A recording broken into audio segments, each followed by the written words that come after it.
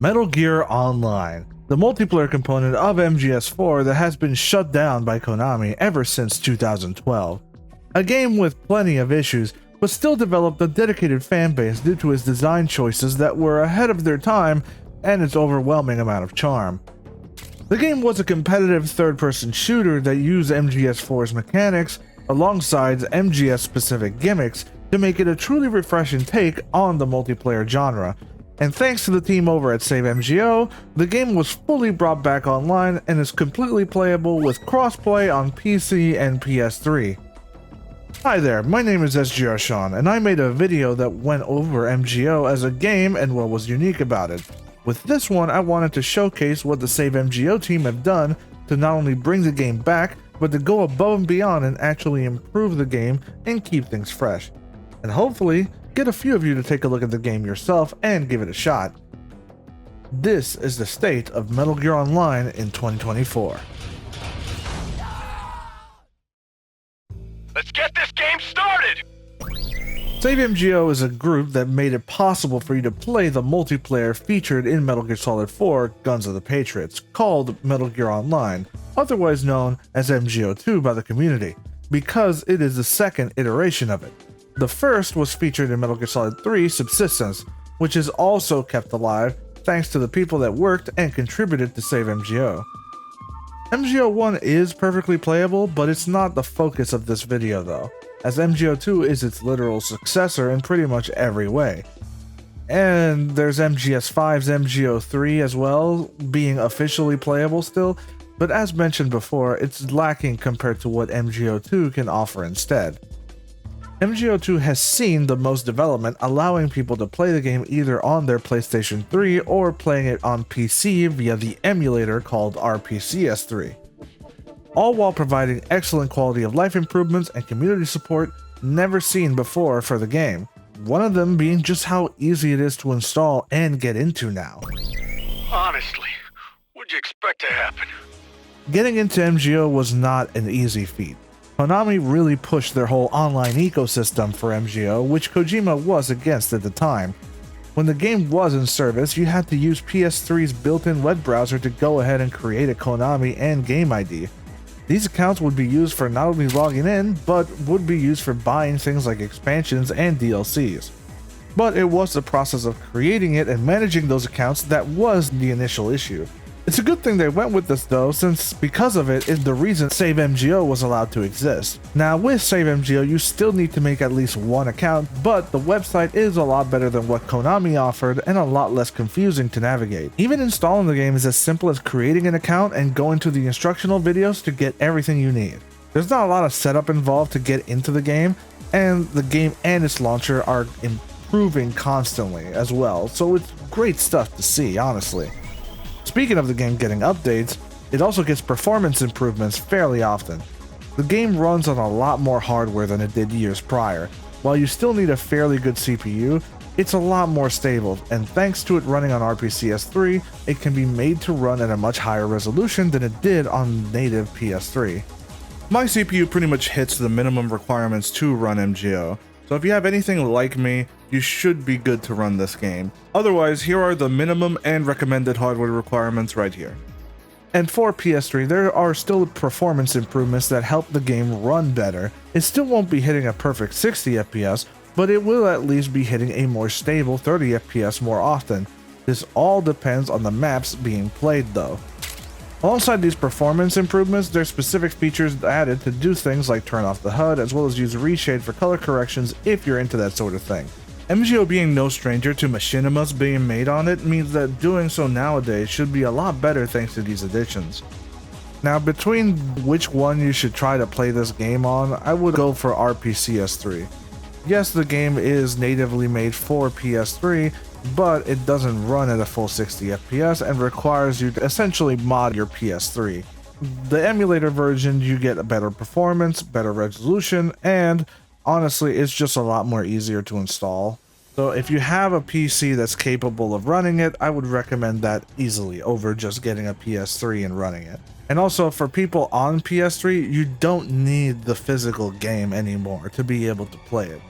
Just go to the website and follow the instructions and you'll see what I mean.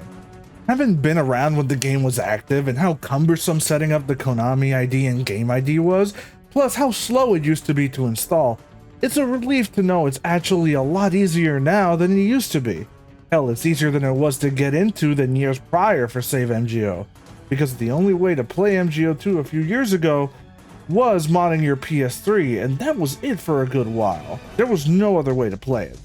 Now though, if you have a decent enough PC, the game's more accessible than it ever has before. So I should probably give you a general guide on what to expect when you actually play this game.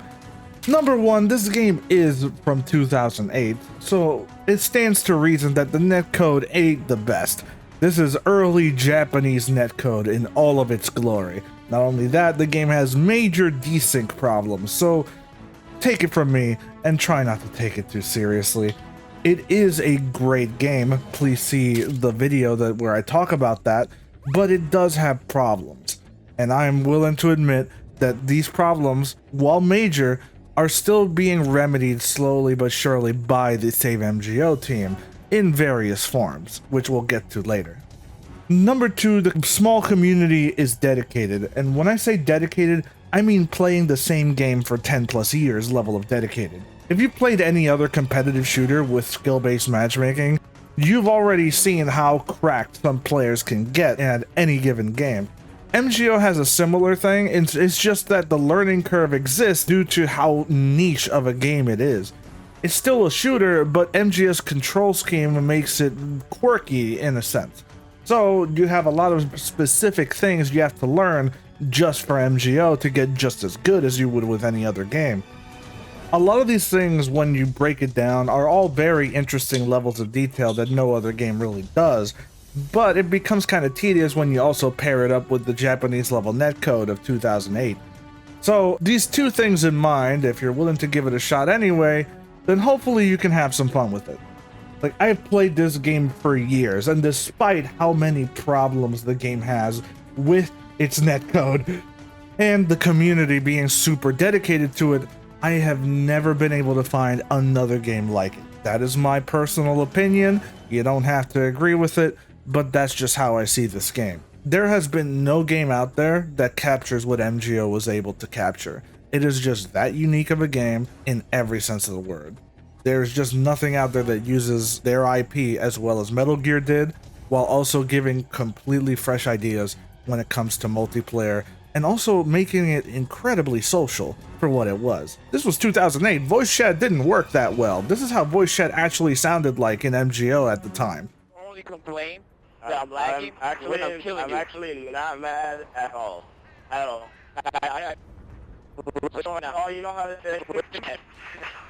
So when I tell you that this game was oddly the most social game I ever played back in those days, like, that's saying a lot.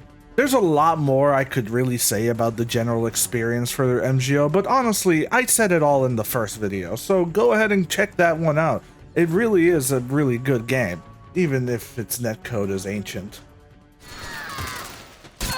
What? Everyone stick together! Having mentioned the website, a lot of things are able to be done through there that makes the time with the game a lot better. For one, you can manage your characters from the website, changing which one would be your main character and so on, as well as checking your personal stats. If you have a clan, you can upload pictures to have as your clan emblem, which is good because this would be something that you'd have to draw by hand, pixel by pixel, during the game's active service. You can also see the list of games currently being played, all the rules that are enabled, and the players playing, all without having to get on the game. But that's not all. There's plenty of tutorials as well to get you to learn the game if you're new, and they also explain how you can unlock certain ranks that are available in the game by telling you the requirements to achieve them in the rank section of the website. The community is fairly good when it comes to teaching people how to play the game, so whenever you have questions about anything, usually the MGO Discord is the place to go. But the tutorial videos are a great resource as well, so I would recommend checking those out first before getting any questions into the Discord. If that's not enough for the website, you can also check out the leaderboards as well. There is one last thing to mention. Metal Gear Online had its own in-game shop where you would spend currency to unlock gear and outfits. It was called the Reward Shop. Well, that shop still exists with Save MGO on the website. Now don't worry, you don't have to actually unlock all the gear the game had by the time it shut down, but they do offer new gear never before seen in the game, which we will get to later. The quality of life of the website and the resources made by the community is a pretty good direction for the game to be heading in. Back then, MGO had a website called the community support page. That was one of the few places that I remember where things about this game ever got discussed. Yeah, YouTube existed back then, but game capturing MGO was kinda hit or miss, and people hadn't figured that out until the game had basically already died. The only other place you'd see discussions on the game is old game forums, and the discussions held on there left a lot to be desired. Now though, because of how easy it is to share information between people online, you can find out how to play the game a lot easier than you could before. It took me years of playing and being taught by random people in lobbies to even get close to how good I was at the game back then. It feels like night and day in comparison to how it works now. Granted, these resources could always stand to improve, so hopefully more veterans of the game decide to make their own tutorials to help out. I know I am, so hopefully you can look forward to those when they come out, or you can catch me out on Twitch and see me playing live. You need a purple for all these bitches to take. Oh my god, I'm being assaulted! Well, Good. I hope you'll stick around. this being the revival of the game, there was a lot of things not working initially. As the game has gotten updated more and more, some of these features have been restored to working order. The game has an in-game messaging system that you use to send messages to other players. This wasn't working up until last year. And as a bonus, you can also see the messages you receive on the website, so you don't have to leave the game to do it. There's a reward shop as I mentioned earlier, but the biggest one has to be the return of a beloved mode called Survival. Survival was one of the game's competitive modes. It would happen at designated times throughout the week, and you'd have to make your team before queuing in, and you face other pre-made teams. You compete in randomized modes and maps, and if you win, you'd get currency that you would then use in the reward shop. Win 5 times in a row, and you would get your team name shouted out to the entire lobby. The entire system needed to be worked on to be restored, and hopefully by the time this video is out, it will be fully out and available for the public to play on. The community has been anticipating the return of Survival because it was one of the main things to look forward to every week. It was an event, and on June 15th is going to be brought back into working order. Running a gauntlet of 5 different teams on randomized modes and maps and coming out on top and getting your name plastered on top for everyone to see gave me one of the best feelings I had when playing in the past. That and the presentation of it all really gave you a sense that you were playing for higher stakes. It makes all the quirks of MGS really shine to the surface because of all the interactive and goofy things you could do. The biggest thing to mention is that these lobbies are all running on a headless host that is going to result in a more consistent connection and improving the overall experience. This is something that will continue to change over time, so hopefully it will improve even more going forward. This one's mine! The server running the game does various things to keep the game active and fresh. Every week your performance is evaluated to distribute ranks if you met the requirements. If you earn more than 1 rank, you can choose which one to display on the website. But more so during special occasions like holidays, birthdays, etc., you may be given a special Patriot rank which allows you to use the special Patriot SMG that has infinite ammo and an insane headshot range. On days like April Fool's Day, you might also see something else change with your character instead. Roger! These things would be handled by the dev team back when the game was active, but the team at Save MGO is making sure that these things still keep happening regularly, which helps keep the game feeling fresh. I always thought MGO was very unique, and this is just icing on the cake. Small things like these always means that every week there's at least something different based on your own performance, or even what the team does on certain events. It's small, and to some it might seem unnecessary, but these things will keep adding up if the team decides to do even more stuff in the future. They do have the ability to change textures around, so something simple like changing covers on magazines or turning boxes into something like presents for Christmas are all things that are technically possible now. It's all up to them and the community if they want that kind of stuff, and I for one am excited to see what they do next. Ready when you are. Yes, you read that right. There's new content being added into the game. It's not just restoring and just keeping the game running, but genuinely new and exciting additions, with potential for a lot more down the line. This to me is the most exciting part of SaveMGO's work, and it's why I left it for last. Because there is a lot to mention. There's new game modes, new maps, and new gear, and potentially more. For new game modes, there is already one that is able to be played, and that's Driven Points enabled team sneaking, where you have access to a wider weapon pool that has had its pricing balanced to suit the mode. And that's the first one to be officially added, but there's a lot more being worked on behind the scenes, like a gun game where everything is OSP, and Driven Points enabled sneaking mission. As far as maps, we already have 5 of them with a potential 6 on the way. These maps are Desert Duel, Lethal Leviathan, Jade Junction, Perilous Palace, and Quaint Quarrel, and the 6th one is currently confirmed to come later as Eastern Europe. There is potential for a lot more things to come, even things like a map editor tool that will allow editing and porting of maps to be a lot less complicated. But it doesn't stop there.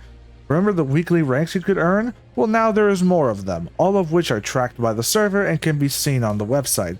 Several new ranks were added to highlight various things like waking up allies frequently, or even things like winning a snake in sneaking mission. So even if you're a veteran, there's going to be new ranks for you to try and get every week. And for all of those reward points that you've been earning, you can spend them all on the reward shop on the website, where the team have added new things like camos and custom gear like shirts and sneaking suits from all over the MGS games. You can get ones from The Boss, Volgan, even ones from Portable Ops, and more. And these are all made by people within the community, and some of them you might even believe they were already in the game, but you would be wrong. And there's going to be new gear added over time that may even be better quality than this, but it's going to take time to figure all of that out.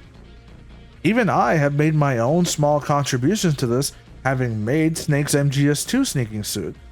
This one is not available yet, but I hope you will be able to wear it soon, unless I need to make more changes to it. There's an argument to be had that games like these should only be preserved and that's it. No other changes should be made. As if only the original developers are the ones allowed to make things for the game.